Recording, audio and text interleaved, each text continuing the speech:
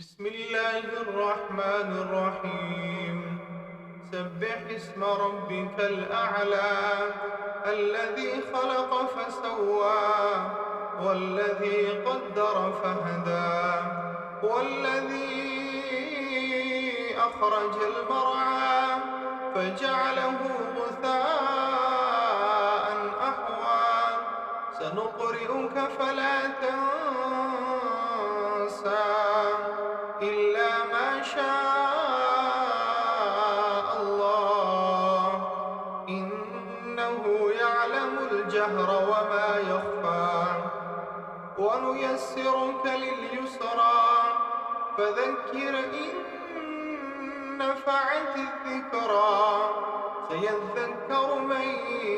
يخشى ويتجنبها الأشقى الذي يصلى النار الكبرى ثم لا يموت فيها ولا يحيا قد أفلح من تزكى وذكر اسم ربه فصلى بل تؤثرون الحياة الدنيا والآخرة خير وأبقى